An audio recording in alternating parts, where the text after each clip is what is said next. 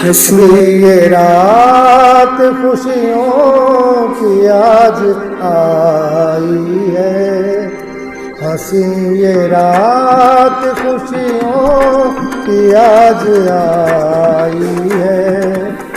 ज़मीं पे आज फलक से नजात लाई है, ज़मीं पे आज फलक से नजात लाई है। हंसी ये रात खुशियों की आज आई है, ज़मीं पे आज फलक से नजात लाई है, ज़मीं पे आज फलक से नजात लाई है। हंसी ये रात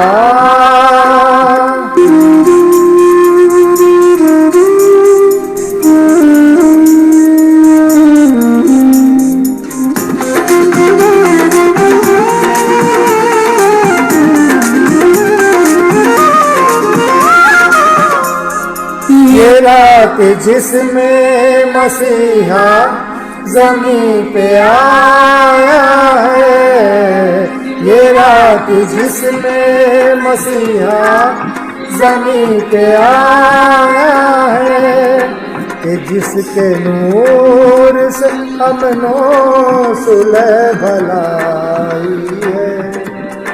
ज़मीं पे आज फलक से नजात लाई है, ज़मीं पे आज फलक से नजात लाई है।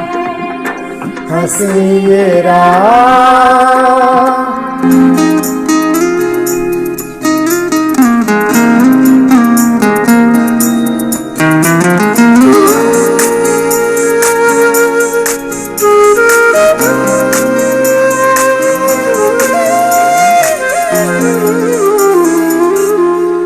ज़मीं पे आके फरिश्तों ने गीत गाया है, ज़मीं पे आके फरिश्तों ने गीत गाया है, खुशी से झूम के धरती भी गुनगुनाई है। ज़मीं पे आज फलक से नजात लाई है, ज़मीं पे आज फलक से नजात लाई है। हंसी ये रात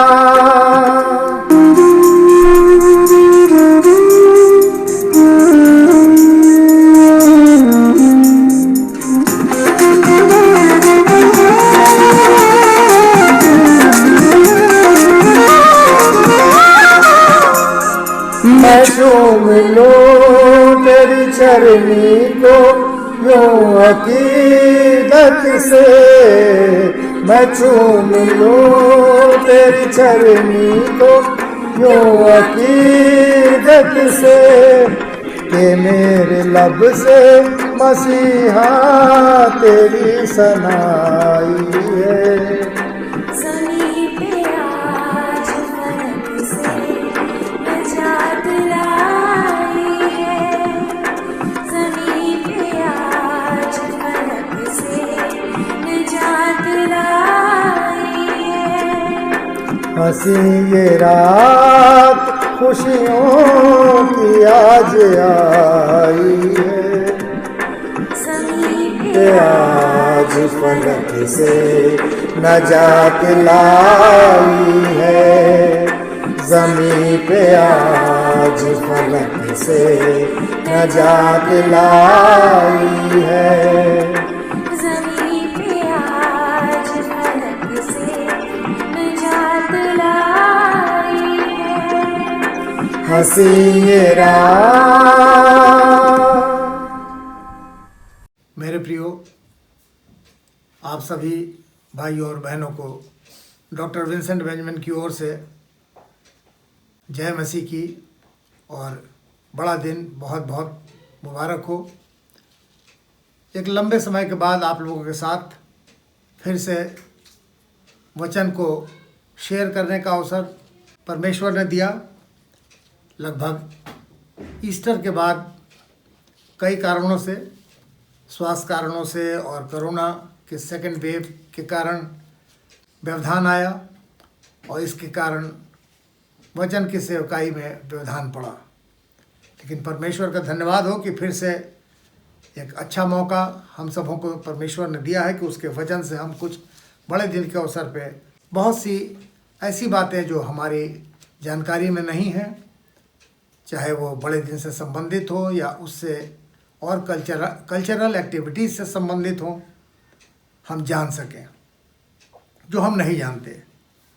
तो आइए हम सबसे पहले परमेश्वर के वचन की ओर देखेंगे, पढ़ेंगे, सुनेंगे।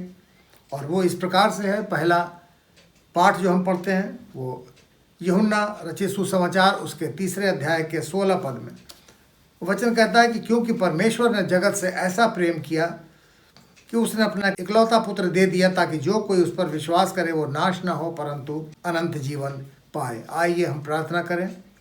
प्रभु जी, इस बड़े दिन के अवसर पर हम आपसे विनती करते हैं कि हम सब के मनों को, हमारे अंतर्मुखी द्वार को, हमारे हृदयों को खोलिए ताकि हम आपके वचन से जो कुछ भी हमको बताया जाता है, सुनते हैं, हम उसको ग्रहण करें और इस बड़े दिन के असली मायने को हम जान सकें कि सचमुच में प्रभु यीशु मसीह जो आप इस दुनिया में आए, हम पापियों के लिए आए, हमको बचाने के लिए, हमारे उद्धार के लिए आपने अपने प्राण दिए। तो हम आपका स्वागत अपने दिलों में करें, अपने घरों में करें, ताकि हमारे जीवन जो है वो सचमुच में एक गवाही का कारण बन सके और लोग हमारे द्वारा आपको जान सके। प्रभु यीशु मसीह के पवित्र मधुर नाम से इस प्रार्थना को मांगते हैं, सुने और ग्रहण कर लें, आमीन। मेरे प्रिय, ये जो पाठ पढ़ा गया, ये पद यूहन्ना 3:16, ये बाइबल की सबसे प्रचलित और प्रसिद्ध पद है जो कि 1100 भाषाओं में जिसका अनुवाद किया गया है और विश्व के सामान्यतः सभी लोगों को समझ में आने वाला ये पद है। और इसमें मुख्य रूप से 5 बिंदु हैं कि परमेश्वर ने प्रेम रखा, उसने अपने इकलौते पुत्र को दे दिया, यानी प्रेम रखा, दे दिया, और विश्वास करना और नाश ना होना, और 5वीं बात अनंत जीवन पाना। लेकिन हम आज के दिन सिर्फ मुख्य रूप से 2 बिंदुओं पर देखेंगे कि उसने, परमेश्वर ने प्रेम रखा और दूसरा उसने दे दिया, यानी वो दे देने के संबंध में वचन क्या बताता है।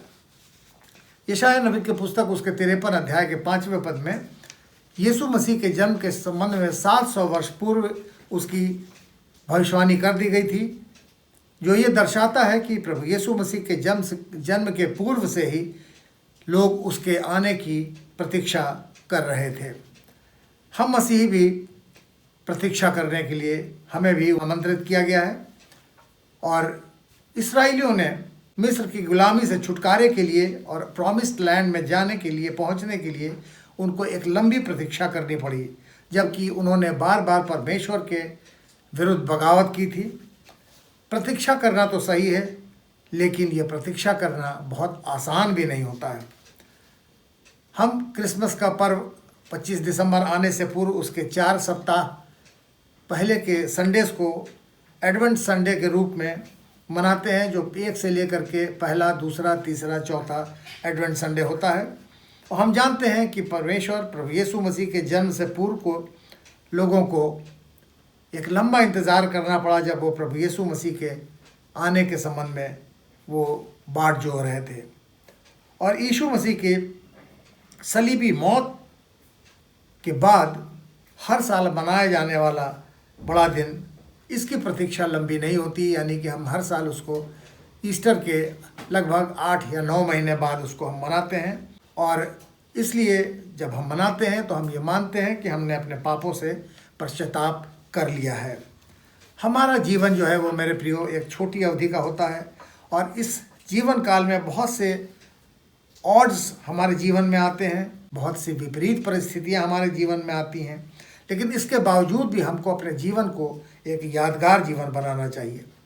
एक बार एक स्त्री एक बस में सवार हुई और उसके साथ कई 4-5 गट्ठर बंधे हुए थे, और जैसे ही वो चढ़ी तो उसने एक व्यक्ति के बगल में खाली पड़ी सीट को देखा और उस पर वो बैठ गई, और बैठने से पहले उसने अपने गट्ठरों को उसके ऊपर फेंकना शुरू कर दिया उस खाली सीट पे, और उसके बाद वो उन्हीं को सरका करके उस पर बैठ गई, और जो बगल का बैठा हुआ व्यक्ति था वो लगभग उसमें दब रहा था, और ये व्यक्ति चुपचाप बैठा रहा, कोई उसने प्रतिक्रिया जाहिर नहीं की, विरोध नहीं जताया, और उस स्त्री को बड़ा ही अजीब सा लगा, और फिर वो उससे नहीं रहा गया तो उसने उस व्यक्ति से पूछ लिया कि क्या वो इन गट्ठरों के दबाव के बाद भी कोई उसको शिकायत नहीं है, उसने ऐसी शिकायत या ऑब्जेक्शन उस महिला से क्यों नहीं किया।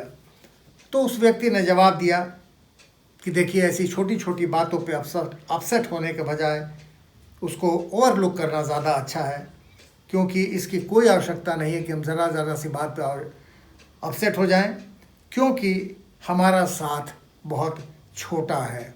और उसने कहा कि देखिए, मैं अब नेक्स्ट स्टॉप पे उतर जाऊंगा, और इसलिए कोई ज़रूरी नहीं है कि हम हमेशा एक छोटे से कार्य अवधि के लिए या समयावधि के लिए हम अपना विरोध दर्ज कराएं।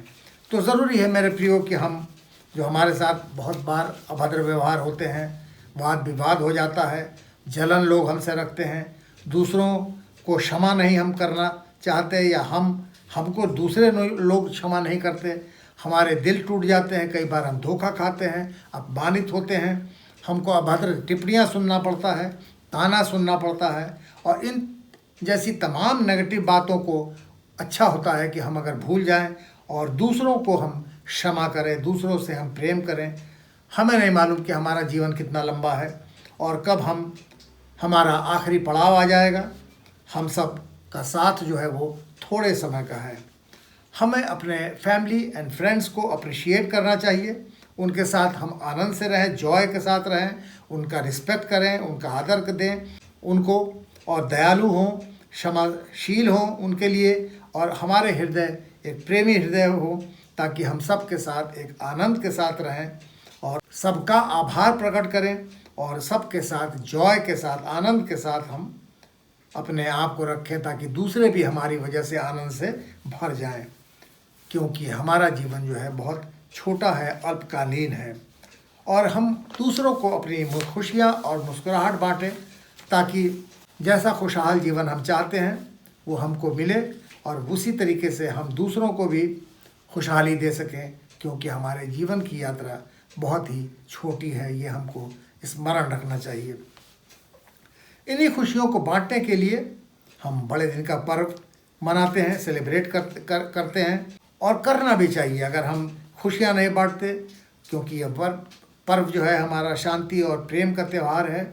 और क्रिसमस का त्यौहार हमें इस बात की यादगार दिलाता है, जैसा कि यूहन्ना 3:16 में लिखा गया है कि परमेश्वर ने अपने इकलौते पुत्र को कुंवारी मरियम के माध्यम से भेजा, ताकि हम पापी उस पर विश्वास करें और हमारे पापों से हमको छुटकारा मिल सके, हमारा उद्धार हो सके। पापों के कारण हम अपने सृष्टिकर्ता से अलग हो गए, लेकिन ज़रूरी है कि प्रभु यीशु मसीह पे विश्वास के कारण हमारा फिर से उद्धार होना है, हम परमेश्वर के नज़दीक आ जाते हैं। ये बड़े दिन का त्यौहार जो है मेरे प्रियो, कई प्रकार की कल्चरल प्रैक्टिसेस जैसे Christmas tree, gifts, parties, light decoration और सेंटा क्लॉज को शामिल करके मनाया जाता है, जबकि पवित्र धर्मशास्त्र बाइबल में इस तरीके की चीज़ों का कोई उल्लेख नहीं है। जब हम प्रभु यीशु मसीह के जन्म के त्यौहार की तैयारी करते हैं तो वहाँ पर मरियम और यूसुफ के जीवनों पर भी हम ध्यान देते हैं कि उनके द्वारा प्रभु यीशु मसीह का पहला जन्म दिवस कैसे सेलिब्रेट किया गया। यदि प्रभु यीशु मसीह के आगमन, उसके आगमन के संबंध में हम देखें तो 4 बिंदुओं को वो दर्शाता है। पहली बात समर्पण करना, सरेंडर करना। लूका रचित सुसमाचार उसके पहले अध्याय के 38 पद में देखें तो वहाँ पे हम मरियम का समर्पण पाते हैं। जब उसने फरिश्ते के सामने प्रभु यीशु मसीह की माँ बनने के लिए अपने आप को समर्पित कर दिया। दूसरी चीज़ हम पाते हैं विश्वास करना, और वो मत्ती रचित सुसमाचार उसके पहले अध्याय के 24 और 25 पद में हम यहाँ पाते हैं कि जब फरिश्ते ने उससे बातें की थी, उस पर उसने विश्वास किया और मरियम को अपने घर पत्नी के रूप में ले आया। क्या कोई किसी गर्भवती स्त्री से शादी करने के लिए कभी तैयार होगा? लेकिन उसने परमेश्वर की बात पर, उस परमेश्वर पर विश्वास किया और किसी भी प्रकार की कोई भी गलत सोच अपने दिमाग में नहीं लाया। तीसरी बात हम पाते हैं और वो है भरोसा रखना, ट्रस्ट करना। और लूका रचित सुसमाचार उसके दूसरे अध्याय के 4 से 7 पद में यूसुफ मरियम के साथ बैतलहम को गया और वहाँ समय पूरा होने पर प्रभु यीशु मसीह को मरियम ने जन्म दिया। ये आश्चर्यजनक लगता है कि जब प्रभु यीशु मसीह ने मरियम से कहा, जब यूसुफ ने मरियम से कहा कि हम दोनों कैसर की आज्ञा के पालन में बैतलहम जनगणना के लिए रजिस्ट्रेशन कराने के लिए जाएंगे, तो ये जगह जो थी वो बैतलहम नासरत से 90 किलोमीटर की दूरी पर, मील की दूरी पर है, जहाँ पे अगर पैदल यात्रा की जाए नासरत से बैतलहम की तो लगभग 10 दिन का समय लग जाता है उतनी दूरी को तय करने में। और ये सब परमेश्वर की योजना के अनुसार हुआ और यूसुफ और मरियम ने परमेश्वर की योजना पर, उसकी टाइमिंग पर कोई शंका नहीं की और पूरी तौर से उस निर्धारित स्थान को, उसके पर्पस को उन्होंने उस पर भरोसा रखा और उसी के अनुसार वो वहाँ को चले गए। और उन्होंने शायद मीका की पुस्तक उसके 5वें अध्याय में जैसा कि लिखा है उसको पढ़ा हुआ होगा और उसी के अनुसार उन्होंने अपने आप को तैयार भी किया होगा। चौथी बात हम पाते हैं आज्ञाकारिता, ओबीडियंस। मत्ती रचित सुसमाचार उसके दूसरे अध्याय के 13 और 14 पद में यूसुफ ने फरिश्तों की चेतावनी की बात को माना और मरियम और नवजात यीशु को लेकर मिस्र को भाग गया। एक छोटे बच्चे के साथ यात्रा करना कितना कठिन होता है, लेकिन उसकी परवाह न करते हुए परमेश्वर की आज्ञा को मानकर मरियम और यूसुफ बैतलहम से मिस्र को चले गए। तो हमने देखा कि 4 बातें इस बड़े दिन के समय में हमको वचन बताता है कि समर्पण करना, विश्वास रखना, भरोसा रखना और चौथी बात आज्ञाकारिता। ये 4 अत्यंत साधारण से शब्द हैं, लेकिन ये अत्यंत शक्तिशाली शब्द हैं और हमें सिखाते हैं कि हमें भी प्रभु यीशु मसीह पर अपने आप को भरोसा रखना चाहिए, अपना भरोसा उस पर रखना चाहिए। और क्रिसमस का सचमुच में सही अर्थ यही है। अपनी तमाम उम्मीदों और अपेक्षाओं और अपनी योजनाओं को प्रभु यीशु मसीह के सामने समर्पित करें हम, और परमेश्वर के वचन पर विश्वास रखें, भरोसा रखें और जो रास्ते हमने चुने हैं उन रास्तों को, अगर वो टेढ़े मेढ़े रास्ते हैं तो उनको परमेश्वर को सीधा करने दें, हम आज्ञाकारी बने और फिर हमें सही बड़े दिन के पर्व का असली अर्थ पता चल जाएगा। यूहन्ना 3:16 में हम पहले पाते हैं कि परमेश्वर ने ऐसा प्रेम रखा। परमेश्वर ने अपने सारी सृष्टि अर्थात मनुष्य जाति से प्रेम किया और इसीलिए उसने अपने मनुष्य जाति के पापों को छुटकारे से बचाने के लिए प्रभु यीशु मसीह को दे दिया। परमेश्वर ने आदम को अपने स्वरूप में बनाया, जैसा कि उत्पत्ति की पुस्तक उसके पहले अध्याय के 26 पद में लिखा हुआ है। और जबकि अन्य वस्तुएं जो कुछ भी थी आदम के अलावा, यानी आकाश, पृथ्वी, दिन, रात, सूर्य, चंद्रमा, तारे, वनस्पति और जीव जंतु, सृष्टि के लिए वो कहता गया ऐसा हो और वैसा हो गया। लेकिन मनुष्य को भूमि की मिट्टी से उसने रचा और उसके नथनों में अपने जीवन का श्वास फूंक दिया और आदम जीवता प्राणी बन गया और उसे समस्त सृजित चीज़ों पर अधिकार दिया। परमेश्वर का प्रेम मनुष्य को यानी हमारे लिए असीम है। परमेश्वर का प्रेम इतना गहरा है कि उसने अपने आप को अर्थात प्रभु यीशु मसीह को बलिदान होने के लिए, हमारे लिए बलिदान होने के लिए, क्रूस की मृत्यु सहने के लिए इस पृथ्वी पर भेज दिया। तो क्या जब परमेश्वर ने हमसे इतना प्रेम किया है तो क्या हमें भी परमेश्वर से, प्रभु यीशु मसीह से उतना ही प्रेम नहीं करना चाहिए। यूहन्ना 3:16 में दूसरी बात जो हम पाते हैं वो हम पाते हैं कि परमेश्वर ने अपना इकलौता पुत्र दे दिया। तो परमेश्वर हमें देना सिखाता है, तो क्या हमें भी देना सीखना नहीं चाहिए या देना नहीं चाहिए? क्रिसमस पे बहुत से लोग एक दूसरे को या माँ बाप अपने बच्चों को गिफ्ट देते हैं, और प्रभु यीशु मसीह भी इस संसार के अंदर एक गिफ्ट बन करके, एक उपहार बन करके आया था। वचन भी कहता है मेरे प्रियो, देना लेने से मुबारक है। लूका रचित सुसमाचार उसके 6 अध्याय के 30 और 38 पद में लिखा है कि दिया करो तो तुम्हें भी दिया जाएगा। तो बड़े दिन का त्यौहार हमको ये बताता है कि हमें भी दिल खोल करके जो कुछ भी हम दूसरे को देते हैं या जो गिफ्ट हमें मिलते हैं हम उनको लें और उनको अप्रिशिएट करना सीखें। जो हमको मिलता है उसे अप्रिशिएट करना सीखें, और उसमें उस गिफ्ट में कभी भी कोई कमी बेशी ना निकालें, क्योंकि जो देता है वो अपनी क्षमता के अनुसार बड़े प्रेम के साथ देता है। तो उसके प्यार को जो उसके गिफ्ट के अंदर छिपा होता है ये दर्शाता है कि वो व्यक्ति कितना हमसे प्यार करता है और कितने प्यार के साथ उसने हमको वो चीज़ें दी हैं गिफ्ट स्वरूप में। तो देने के संबंध में मेरे प्रियो बाइबल कहती है कि जब तुम दो तो इस प्रकार से दो कि तुम्हारा दाहिना हाथ क्या करता है बाएं को पता ना चले, जैसा कि मत्ती रचित सुसमाचार उसके 6 अध्याय के 3 पद में लिखा है। और एक छोटा बच्चा था, लड़का, और उसकी बहन ने एक बार उसको बता दिया किसी बात पे कि सेंटा क्लॉज कोई नहीं है, और सभी जानते हैं। और वो बच्चा जो था बहुत डिस्टर्ब हो गया, क्योंकि हर क्रिसमस पे क्रिसमस फादर उसको गिफ्ट दिया करते थे, और वो लड़का जो सब कुछ बाइबल की बातें या क्रिसमस से रिलेटेड बातें अपनी दादी से सुनता और सीखता था। वो दादी की बताई हुई बात उसके लिए लास्ट वर्ड होती थी, और वो सीधा दादी के पास पहुंचा और उसने पूछा दादी से, क्योंकि वो जानता था कि दादी जो बताएंगी वही सही होगा। तो उसने पूछा कि दादी, बहन कह रही थी कि सेंटा क्लॉज या क्रिसमस फादर कुछ नहीं होता है। तो दादी ने जैसे ही सुना तो वो बहुत बिगड़ गई, और उन्होंने कहा कि क्या मतलब कि सेंटा क्लॉज नहीं है। और बहन की बात का विश्वास नहीं करने के लिए दादी ने उससे कहा, और फिर दादी ने अपने पोते से कहा कि चलो अपना कोट पहनो और मेरे साथ बाहर चलो। और वो उसको ले करके एक जनरल स्टोर में गई, और वहाँ उन्होंने उसको 2000 रुपये का एक नोट दिया। अब बोला कि जाओ तुम इससे कुछ ऐसी चीज़ खरीदो जिसको किसी को आवश्यकता हो, जिसको तुम ये देना चाहो। और लड़का सिर्फ 8 साल का था, और उसकी ये बात समझ में नहीं आ रही थी कि वो क्या खरीदे, क्योंकि वो जनरल स्टोर में अपनी माँ के साथ ग्रॉसरी वगैरह की खरीदारी के लिए जाया करता था।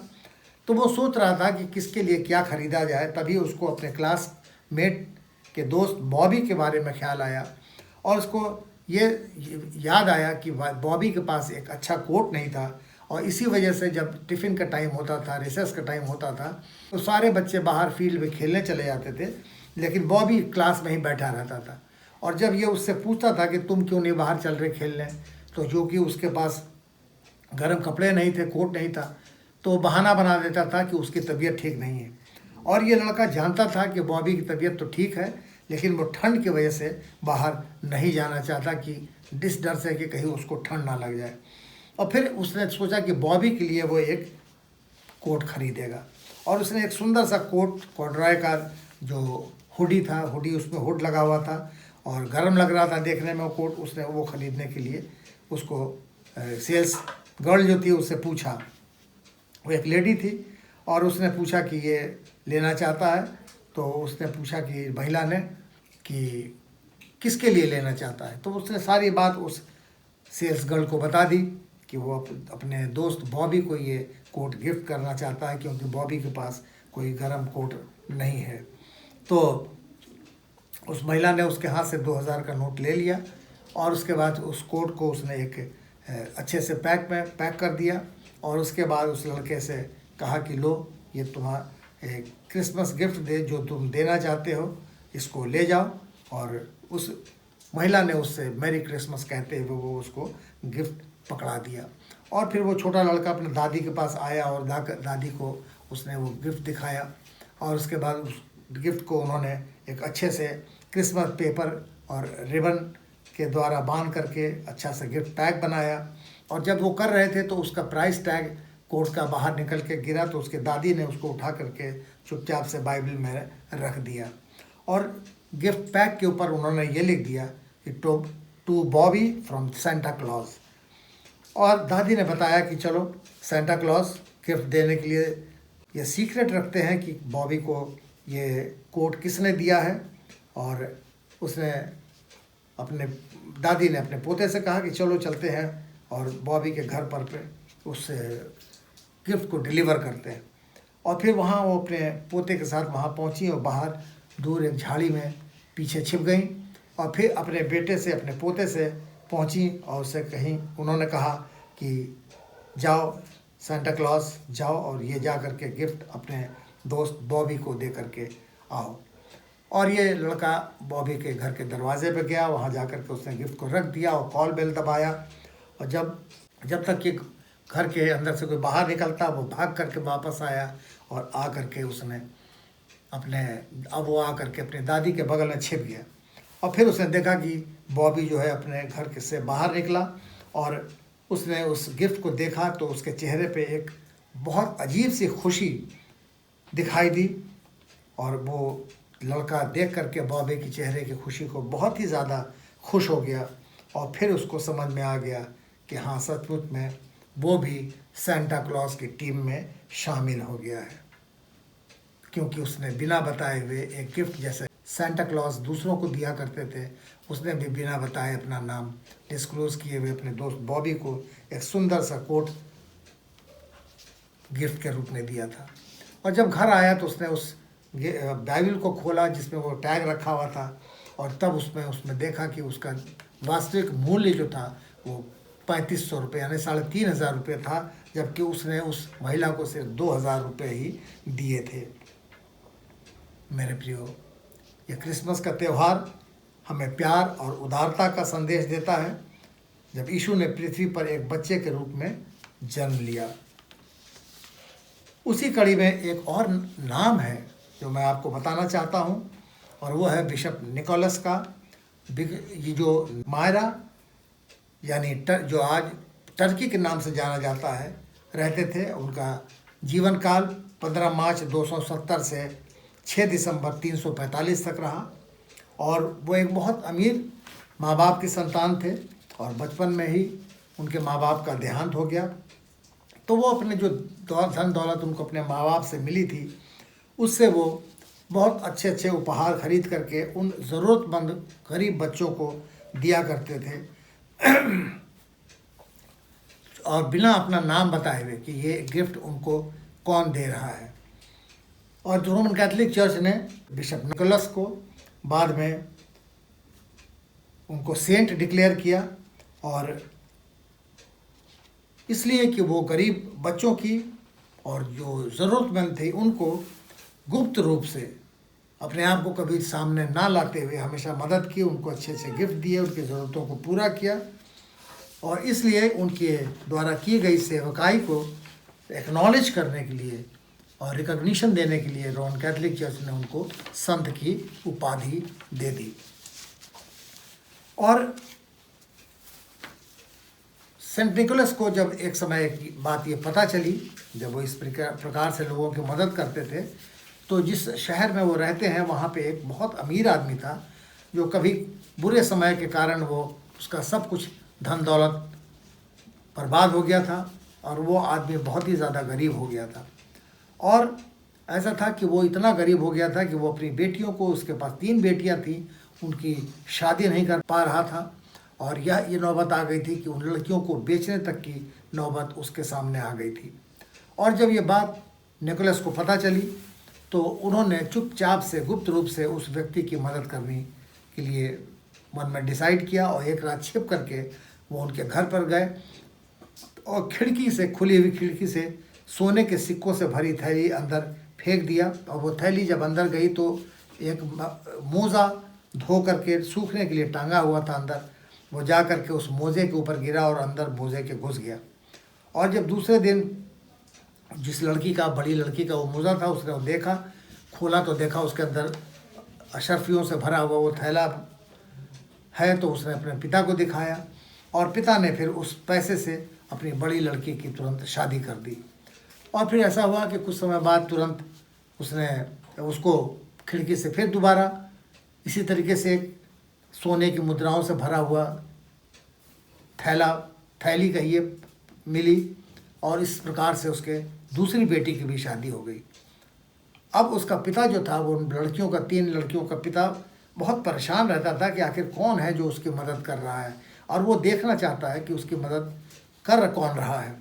और फिर जब तीसरी लड़की के विवाह का समय आया तो वो इस प्रकार से वो ताक में लगा हुआ था कि देखें कि कौन हमको ये स्वर्ण मुद्राएं हमारी खिड़की के अंदर डालता है।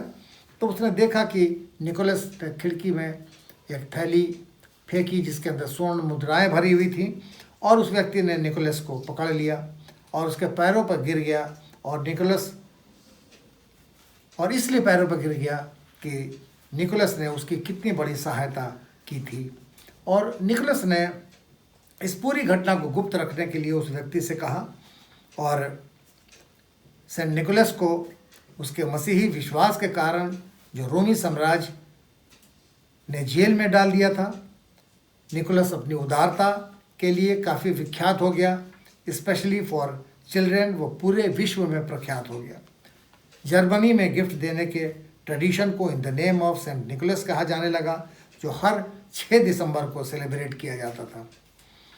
यहाँ तक कि मार्टिन लूथर, जो उन्होंने प्रोटेस्टेंट मत का प्रचार प्रसार किया, और उन्होंने भी इस फीस्ट को, जो सेंट निकोलस का नाम, उन्होंने नया नाम दिया उसको, सेंटा क्लॉज लिखा, जिससे उन्होंने जो गिफ्ट उनके द्वारा बांटा जाता था उसके उस पर लिखा जाता था in the name of Christ the child. Christmas Eve पर गिफ्ट बांटे जाने लगे। मार्टिन लूथर को क्रिसमस बहुत पसंद था, क्योंकि उसी दिन परमेश्वर ने प्रभु यीशु मसीह को कुंवारी मरियम के माध्यम से पृथ्वी पर उद्धारकर्ता के रूप में भेज दिया था। परमेश्वर उद्धारकर्ता बनकर आया संसार में मनुष्यों को पाप से छुटकारा देने के लिए। और मेरे प्रियो, परमेश्वर प्रभु यीशु मसीह का इस संसार में आगमन जो था वो अचानक से नहीं था, बल्कि पूर्व निर्धारित परमेश्वर की योजना के अनुसार एक बच्चे के रूप में मरियम और यूसुफ के माध्यम से इस पृथ्वी पर प्रभु यीशु मसीह आए, और जिसके लिए उसने प्रभु यीशु मसीह ने इस पृथ्वी पर 33.5 वर्ष लगभग की सेवकाई की, और लोगों ने उसके आगमन को 700 वर्ष पूर्व से लंबी प्रतीक्षा की थी। लेकिन मेरे प्रियो, अब जब उसका दूसरा आगमन होगा, सेकंड कमिंग होगी, तो वो एक लंबी प्रतीक्षा नहीं बल्कि अचानक से बिल्कुल बिजली की माफिक तेज़ी से आएगा।